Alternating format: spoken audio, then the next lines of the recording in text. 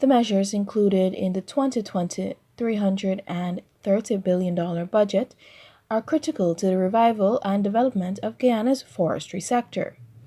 Some of these measures include removal of VAT and duties on machinery and equipment, tax concessions on ATVs, an amendment to the log export policy, removal of VAT on hinterland travel, $15 billion allocation to improve hinterland infrastructure.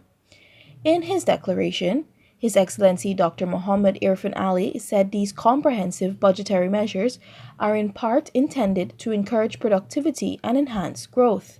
I want to take the opportunity to share with you a number of measures and policies that your government will be pursuing in the immediate term to bring relief, to stimulate economic activity, to put back people to work, to increase our productive capacity, to reduce the costs of doing business, to improve efficiency, and facilitate the growth and development of businesses.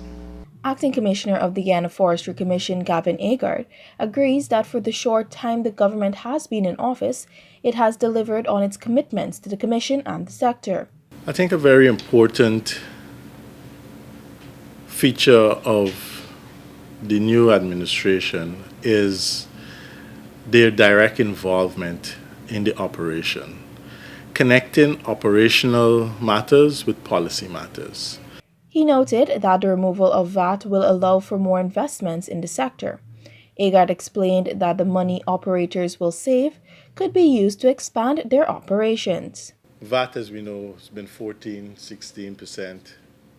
That savings directly can be injected into the operational aspect of the forestry sector for different operators. Machinery and equipment are key for transporting forest produce. We have large logs, we have large barges and ships to move equipment. Processing facilities, there's a drive by the Forestry Commission to improve value added.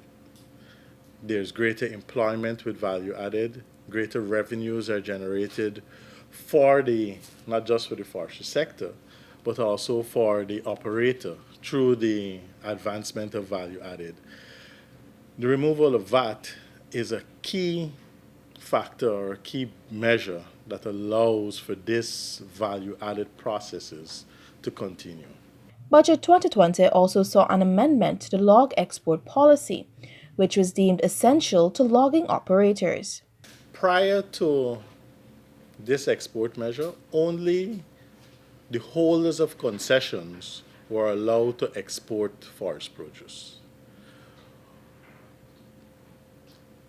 This measure allows sawmillers and timber dealers to purchase logs from several operators and export them through their license, rather than having to go through the license of the concession holder. This initiative will definitely boost competitiveness and allow for smooth transition and efficiency of operations, particularly as it relates to exports.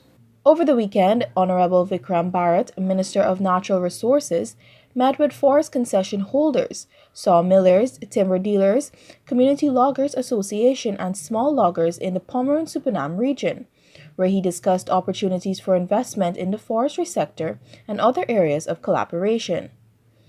Speaking to sawmillers, they expressed their excitement to grasp at the opportunities that will be created as the government enacts a new policy to allow those without concessions to export their logs.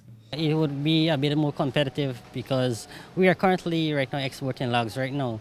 But if they are competitors, we would have to improve, as you said, the quality.